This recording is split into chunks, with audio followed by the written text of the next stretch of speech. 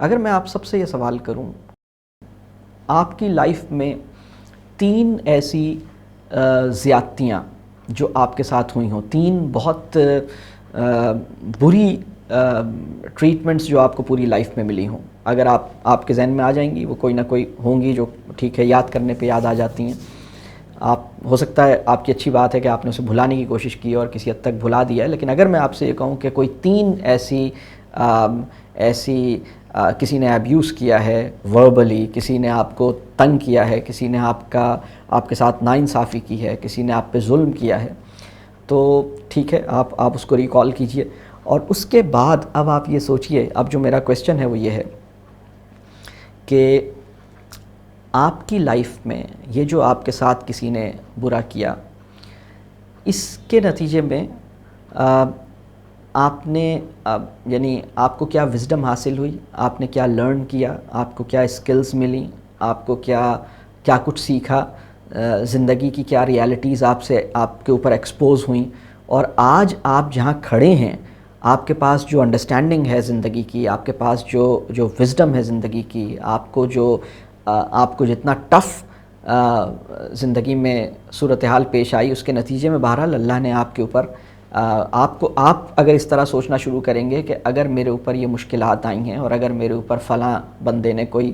ظلم کیا ہے تو اس کے نتیجے میں مجھے اگر میں اس کے اوپر غور کرتا ہوں تو اس سے میں بہت کچھ سیکھ سکتا ہوں، بہت کچھ حاصل کر سکتا ہوں. وہ جو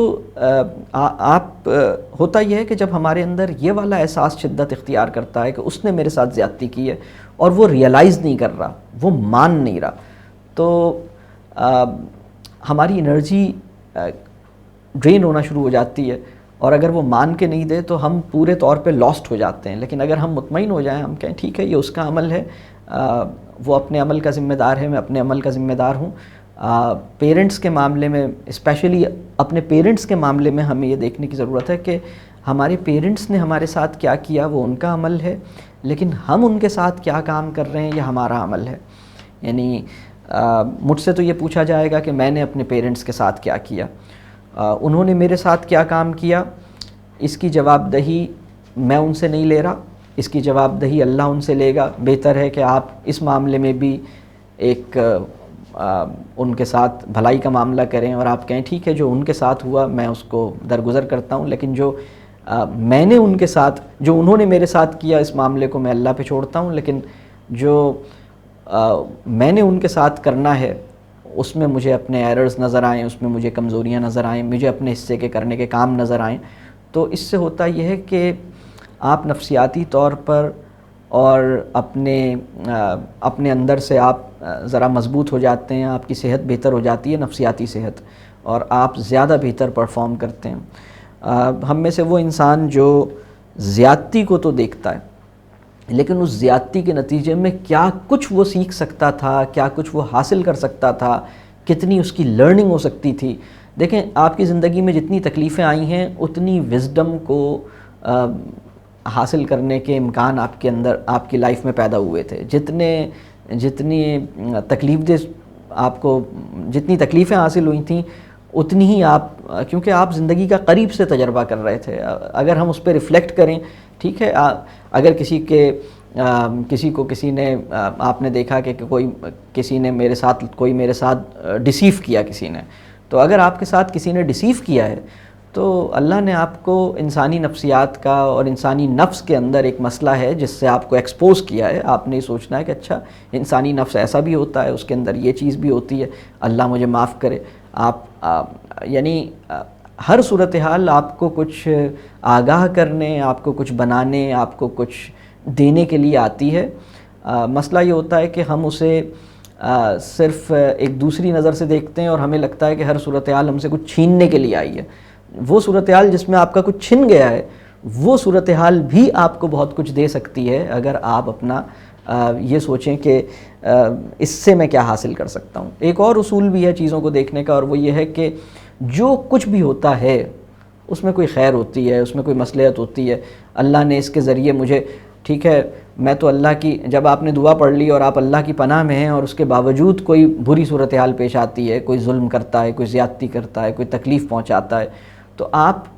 یہ آپ کا ایک ٹیسٹ ہوتا ہے کہ آپ اس پہ راضی رہتے ہیں یا نہیں رہتے، اور آپ کا یہ ٹیسٹ ہوتا ہے کہ آپ اس صورتحال کو اس طرح دیکھتے ہیں کہ نہیں دیکھتے کہ بھائی اسی میں کوئی بہتری ہوگی، مجھے سمجھ میں تو نہیں آ رہی، بظاہر مجھے اس سے تکلیف مل رہی ہے، لیکن ہو سکتا ہے کہ اس کے نتیجے میں ہیومن سائیکالوجی کے اوپر میری گرفت اچھی ہو جائے، ہو سکتا ہے کہ اس کے نتیجے میں مجھے زندگی کی کوئی بیٹر ریالٹیز سمجھ میں آ جائیں، مجھے لائف کے کوئی بڑے لیسنز مل جائیں۔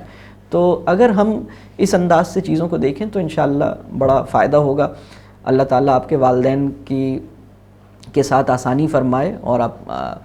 اگر آپ کے والدین نے اپنے رول کی جو بھی کمزوری ہے اس کو ریئلائز نہیں کیا تو یہ ان کا نقصان ہے، آپ اسے اپنا نقصان نہ بنائیں۔ ہو یہ رہا ہے کہ ہم اسے اپنا نقصان بنا لیتے ہیں کہ تم نے اپنے رول کو،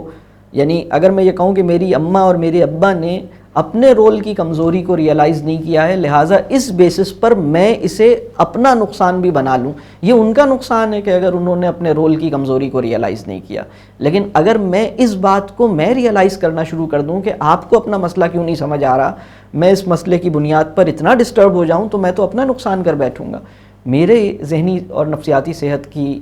شرط یہ ہے کہ میں اس بات پہ مطمئن ہوں، میں کہوں ٹھیک ہے اللہ ان کے ساتھ بھلائی کا معاملہ کرے۔ بلکہ میں آپ سب سے یہ کہوں گا کہ آپ زندگی میں کم از کم 3 دفعہ اپنی زندگی میں مختلف مواقعوں پہ اپنے والدین کے لیے یہ دعا کیجئے کہ یا اللہ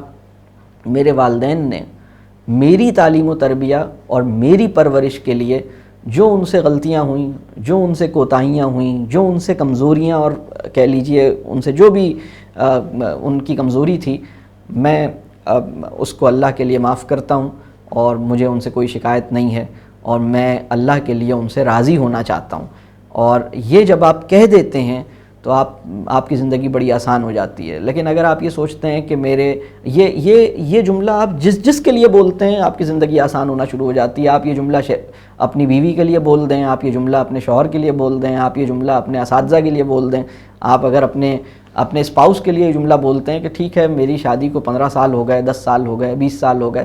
یا 50 سال ہو گئے، آپ کی بہت پرانی شادی ہے، آپ کہتے ہیں کہ بھائی میرے اسپاؤس نے میرے ساتھ تعلق میں جو بھی غلطیاں کیں، جو بھی کمزوریاں کیں، جو بھی کوئی کوتاہی ہوئی، تو میں اللہ کے لیے اس کو